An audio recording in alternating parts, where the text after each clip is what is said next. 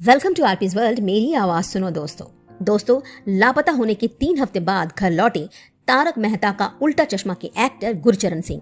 बोले दुनिया से दूर आध्यात्मिक सफर पर निकला था। अमृतसर लुधियाना में गुरुद्वारा के दर्शन किए। बाद में उन्हें एहसास हुआ कि उन्हें घर लौटना चाहिए, इसलिए वे लौट आए और चाहने वालों की दुआ रंग लाई और सोढ़ी वापस आ गए। लेकिन हर किसी की किस्मत सोढ़ी जैसी नहीं। दोस्तों, तारक मेहता का उल्टा चश्मा यह सीरियल तो आपने देखा ही है। बताते चले, इस सीरियल में पहले रोशन सिंह सोढ़ी का किरदार निभाने वाले एक्टर गुरचरण सिंह लापता थे। 26 अप्रैल 2024 को एक्टर की गुमशुदगी की रिपोर्ट थाने में दर्ज कराई गई। पुलिस ने तफ्तीश शुरू की। बताते चले, एक्टर गुरचरण सिंह 21 अप्रैल मुंबई से दिल्ली अपने पिता के बर्थडे पर आए, लेकिन कुछ उदास थे तो पिता ने उनसे पूछा कि क्या बात है, कोई परेशानी तो नहीं। मीडिया रिपोर्ट्स के मुताबिक उन्होंने अपने पिता से कहा कि मैं मुंबई जा रहा हूं, कल वापस लौटकर जरूर बताऊंगा। अगले दिन रात 8:30 बजे मुंबई की फ्लाइट पकड़ने के लिए घर से निकले, लेकिन उसके बाद एक्टर ना तो मुंबई पहुंचे और ना ही उनके माता पिता के पास खबर पहुंची कि वो कहाँ हैं।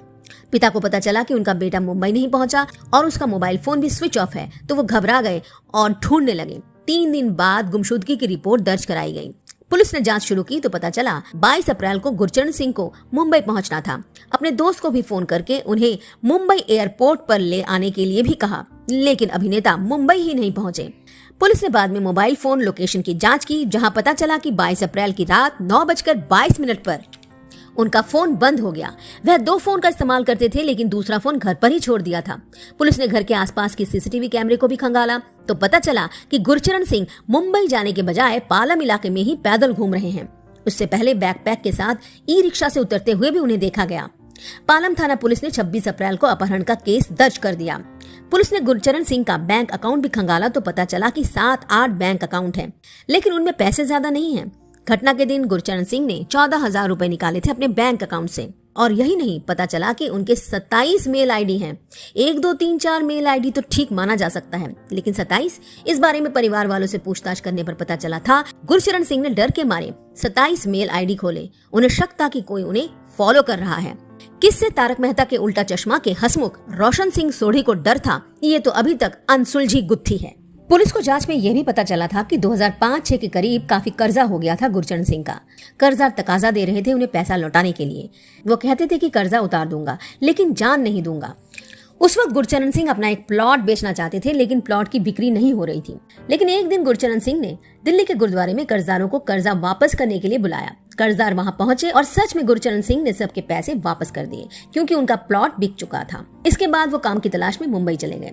काफी जद्दोजहद करने के बाद तारक मेहता का उल्टा चश्मा के ऑडिशन में पहुंचे और उन्हें उम्मीद नहीं थी कि रोशन सिंह सोढ़ी के किरदार में वे चुन लिए जाएंगे, लेकिन बाद में उनका रोल दर्शकों को काफी पसंद आया। गुरचरण सिंह तारक मेहता का उल्टा चश्मा की शुरुआत से लेकर 2013 तक हिस्सा बने रहे। बाद में प्रोड्यूसर से कुछ अनबन के चलते उन्होंने शो छोड़ दिया। हालांकि तब तक वह इतने पॉपुलर हो चुके थे कि पब्लिक डिमांड पर प्रोड्यूसर को उन्हें शो में वापस लाना पड़ा। कमबैक करने के बाद उन्होंने 6 साल तक यह शो किया। उसके बाद आ गया लॉकडाउन में गुरचरण सिंह दिल्ली आ गए अपने माता पिता का ध्यान रखने के लिए, और तभी से एक्टिंग से दूरी बनाने के बाद गुरचरण दिल्ली में अपने माँ बाप के साथ ही रहते थे। तारक मेहता का उल्टा चश्मा टेलीविजन जगत का लोकप्रिय कॉमेडी शो रहा। धारावाहिक को दर्शक काफी पसंद करते हैं। इस शो ने सालों साल दर्शकों का मनोरंजन किया। इस शो के हर एक किरदार से दर्शक काफी प्यार करते हैं। इस कॉमेडी शो के एक किरदार हैं रोशन सिंह सोढ़ी। दिलचस्प किरदार। नाटक में वो हमेशा ही पार्टी देने को तैयार रहते थे। बिंदास स्टाइल में शो में जान डाल देते थे।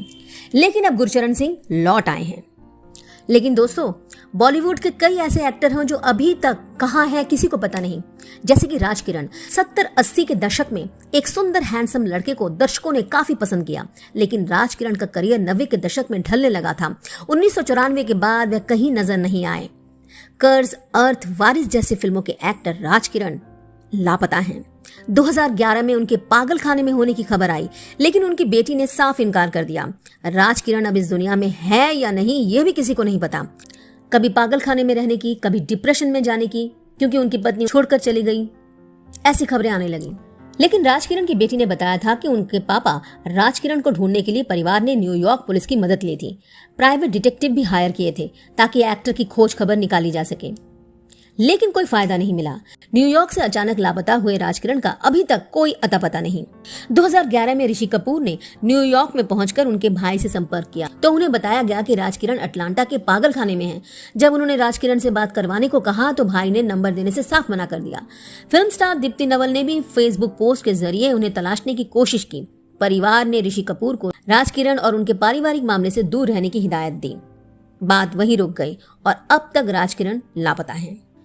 बॉलीवुड की गुमनाम गलियों में एक और चेहरा ऐसा खोया जिसका आज तक पता नहीं चल पाया। ना वो सही सलामत घर लौटा और ना ही उसकी कोई खबर आई।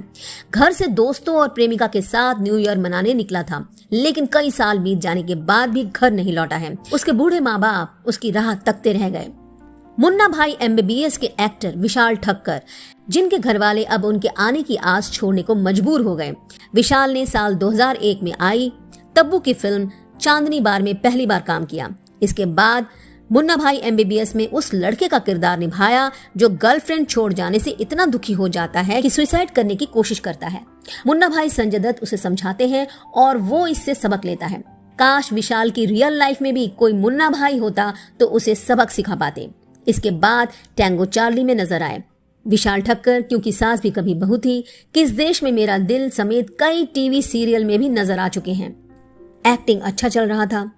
मीडिया रिपोर्ट्स के मुताबिक उनके गर्लफ्रेंड ने उन पर यौन शोषण का भी आरोप लगाया, लेकिन बाद में मामला निपट गया। एक्टिंग अच्छी खासी चल रही थी, लेकिन वो दुखी रहने लगे थे और एक दिन अचानक गायब हो गए। विशाल ठक्कर कहाँ हैं, कैसे हैं, अभी है या नहीं, किसी को नहीं पता। शुक्रिया दोस्तों, RP's वर्ल्ड मेरी आवाज को सुनने के लिए। और हाँ, भूल न जाना सब्सक्राइब करने के साथ साथ ऑल नोटिफिकेशन के लिए बेल आइकन जरूर दबाना और पसंद आए तो शेयर करने के साथ साथ कमेंट भी जरूर करना।